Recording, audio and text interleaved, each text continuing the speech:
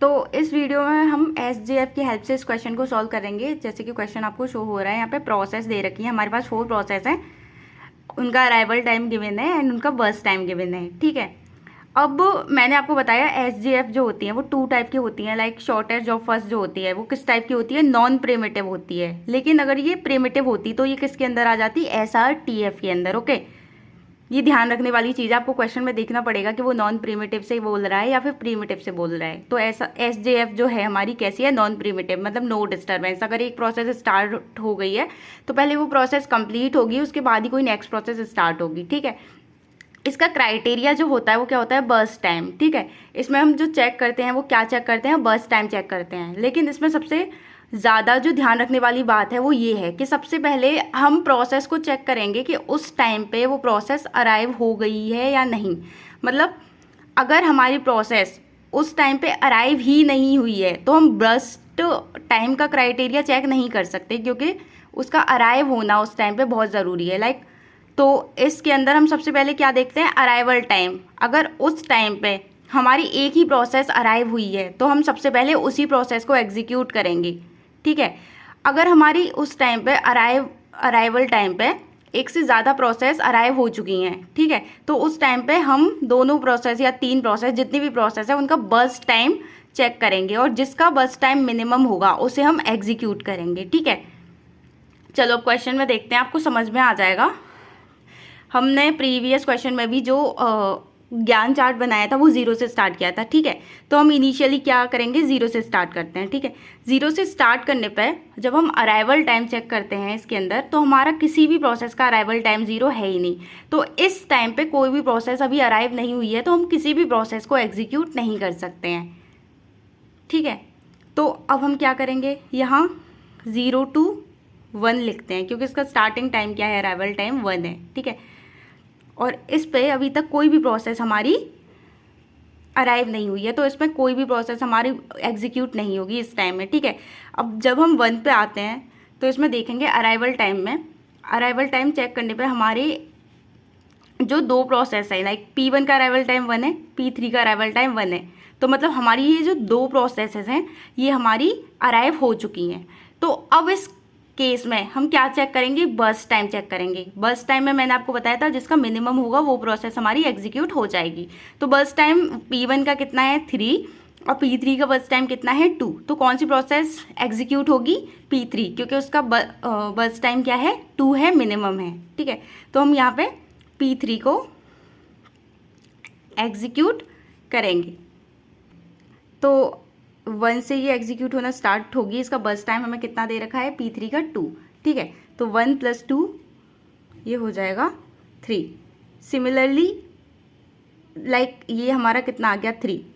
ठीक है, अब हम चेक करेंगे कि 3 होने पे, एग्जीक्यूट होने पे कौन कौन सी प्रोसेस इसके अंदर अराइव हो चुकी हैं। ठीक है, तो अराइवल टाइम 1 3 से कम है, 2 3 से कम है, 1, तो मतलब हमारी P1 P2 और P3 तीनों प्रोसेस हमारे पास अराइव हो चुकी हैं। ठीक है, अब ये तीनों प्रोसेस अगर हमारी अराइव हो चुकी हैं तो इसमें से हमारी P3 जो है वो ऑलरेडी एग्जीक्यूट हो चुकी है।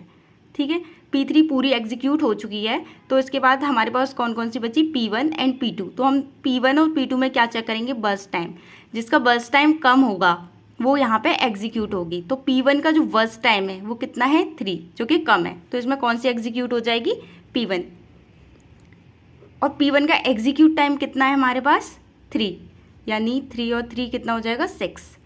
ठीक है, अब इसमें आपको बता रखा है non preemptive. Non preemptive means no disturbance. आपको जितना भी बर्स्ट टाइम दिया है वो आपको प्लस करके यहाँ पे लिख देना है। ठीक है, क्योंकि अगर नॉन प्रीमिटिव है तो एक बार में एक प्रोसेस पूरा कंप्लीट होगा, उसके बाद नेक्स्ट प्रोसेस स्टार्ट होगा। ठीक है, इसके बाद हम सिमिलरली आगे चेक करते हैं। 6 पे देखिए हमारी अराइवल टाइम सारी 6 से कम है, तो ये सारी की सारी प्रोसेस जो है वो अराइव हो चुकी हैं। तो P1 एंड P3 हमारी एग्जीक्यूट हो चुकी है। हमारे पास कौन कौन सी बची, P2 and P4। P2 and P4 के अंदर हम चेक करते हैं, P2 का जो बर्स्ट टाइम है वो 4 है एंड P4 का जो बर्स्ट टाइम है वो भी हमारे पास 4 ही है। अब देखो यहाँ पे P2 एंड P4 का जो बर्स्ट टाइम है वो सेम आ गया। अब ये हमारे लिए कन्फ्यूज़न है कि हम कौन सी प्रोसेस को एग्जीक्यूट करेंगे। तो इस केस में आपको क्या चेक करना है, इस केस में आपको एक स्टेप पीछे जाना है और वहाँ पे अराइवल टाइम को चेक करना है। तो जो अराइवल पहले हुआ है, मानी मतलब जिसका अराइवल टाइम कम है, मतलब जो पहले अराइव हुआ था प्रोसेस, उसे हम पहले एग्जीक्यूट करेंगे। तो ठीक है, तो इसमें देखते हैं P2 और P4 में किसका अराइवल टाइम कम है, P2 का। ठीक है, तो पहले कौन सी प्रोसेस अराइव हुई थी, P2, तो हम कौन सी को एग्जीक्यूट करेंगे, P2 को। ठीक है, और P2 का जो बर्स्ट टाइम है वो कितना है, 4, यानी ये कितना हो जाएगा, 10। हमारे पास लास्ट प्रोसेस कौन सा बचा, P4। ठीक है, तो यहाँ पे हम क्या लिख देते हैं, P4, और उसका जो बर्स्ट टाइम है वो हमारे पास 4 है, तो ये कितना हो गया, 14। तो अब हम क्या करेंगे, इसका सबसे पहले सारी प्रोसेसेस का कंप्लीशन टाइम निकाल लेते हैं। ठीक है, तो ये मैंने यहाँ पे लिख दिया कंप्लीशन टाइम। ठीक है, कंप्लीशन टाइम देखेंगे तो P3 का हमारा कंप्लीशन टाइम दे रखा है। सबसे पहले हमें किसका चाहिए, P1 का कंप्लीशन टाइम। तो हमारे पास P1 का कंप्लीशन टाइम कितना है, 6। P2 का कंप्लीशन टाइम देखेंगे 10। ठीक है, P3 का कंप्लीशन टाइम कितना है हमारे पास, 3। P4 का कंप्लीशन टाइम हमारे पास कितना है, 14। इसके बाद हम इसमें क्या कैलकुलेट करेंगे, turn around time, TAT, turn around time. ठीक है, टर्न अराउंड टाइम का मैंने आपको सिंपल फॉर्मूला बता रखा है, completion time minus arrival time. ठीक है, तो कंप्लीशन टाइम हमारे पास कितना है, 6। अराइवल टाइम कितना है हमारे पास, 1। 6 - 1 5। ठीक है, कंप्लीशन टाइम 10, अराइवल टाइम 2 यानी 8। कंप्लीशन टाइम 3, अराइवल टाइम 1 यानी 2। कंप्लीशन टाइम 14, अराइवल टाइम 4 यानी 10। ये हमारा क्या आ गया, सारी प्रोसेस का अलग अलग टर्न अराउंड टाइम आ गया। अब हमें क्या कैलकुलेट करना है इसके अलावा, वेटिंग टाइम। तो वेटिंग टाइम निकालने का जो फॉर्मूला होता है वो होता है टर्न अराउंड टाइम माइनस बस टाइम। ठीक है, तो टर्न अराउंड टाइम हमारे पास कितना है, 5। बस टाइम कितना है हमारे पास, 3। 5 - 3 2, इसका वेटिंग टाइम क्या आ गया, 2। टर्न अराउंड टाइम इसका 8 है, माइनस बस टाइम 4, तो ये कितना आ गया, 4। इसका टर्न अराउंड टाइम 2, 2 - 2, इसका वेटिंग टाइम 0। ठीक है, इसका टर्न अराउंड टाइम 10, बस टाइम 4, तो 10 - 4 इज़ 6। ठीक है, तो ये हमारे सारी turn around time, waiting time यहाँ से निकाल लिए, सारी प्रोसेस के अलग अलग कैलकुलेट कर लिए। ठीक है, अब क्या कैलकुलेट करना है हमें, एवरेज वेटिंग टाइम।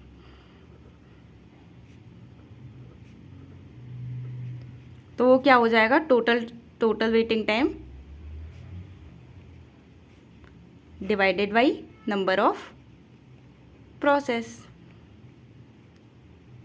ठीक है, तो हमारे पास टोटल वेटिंग टाइम क्या हो जाएगा, 2 + 4 यानी 6 + 6 यानी 12। ठीक है, 12। हमारे पास टोटल प्रोसेसेस कितनी है, 1 2 3 4 यानी 4, तो 12 4 डिवाइडेड बाई 3 मिली सेकेंड। आपको यूनिट दे रखी होगी, उसके अकॉर्डिंग आपको लिखनी है क्वेश्चन में। ठीक है, सिमिलरली आपको एवरेज टर्न अराउंड टाइम निकालना है। तो एवरेज टर्न अराउंड टाइम निकालने के लिए total turn around time divided by number of process. ठीक है, तो टोटल टर्न अराउंड टाइम क्या हो जाएगा हमारा, ये 5 + 8, ठीक है, +2 + 10, यानी ये 10 और 10 20 25 डिवाइडेड बाई हमारे पास प्रोसेस कितनी है, 4। तो हमारा ये क्या हो जाएगा, 6.25 मिली सेकेंड। ठीक है, इसमें एक क्वेश्चन आपको एक चीज़ जो है वो और पूछ सकता है कि रिस्पॉन्स टाइम क्या है इसका। ठीक है, तो इसका जो रिस्पॉन्स टाइम होता है, लाइक ये नॉन प्रिमिटिव है, तो रिस्पॉन्स टाइम क्या होता है, किसी भी प्रोसेस को सबसे फर्स्ट टाइम जो CPU मिला और उसे उसका जो एग्जीक्यूशन हुआ उसका डिफरेंस। ठीक है, तो इसका अराइवल टाइम क्या है, 1। तो मतलब इस प्रोसेस को सबसे पहले CPU कौन से पे मिला था, कौन से टाइम पे मिला था, 1 पे। और ये एग्जीक्यूट कब हुई थी, ये एग्जीक्यूट भी किस पे होगी, 1 पे। तो इसका 1 - 1 जब हम करते हैं तो इसका रिस्पॉन्स टाइम क्या हो जाएगा, 0। मतलब नॉन प्रिमिटिव के केस में रिस्पॉन्स टाइम जो होता है वो वेटिंग टाइम के इक्वल होता है। और इसका रीज़न क्या है, नॉन प्रिमिटिव में क्या होता है कि अगर किसी भी प्रोसेस को CPU असाइन हुआ है तो प्रोसेस जो होगा वो कंप्लीट होगा। एक प्रोसेस एक ही टाइम पे कंप्लीट होता है,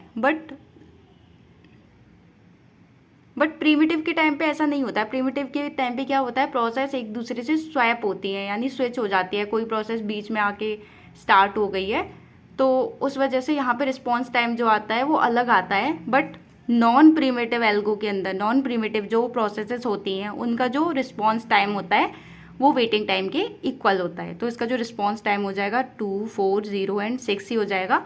और सिमिलरली इसका जो एवरेज रिस्पॉन्स टाइम जो होगा वो कितना हो जाएगा, is equal to waiting time average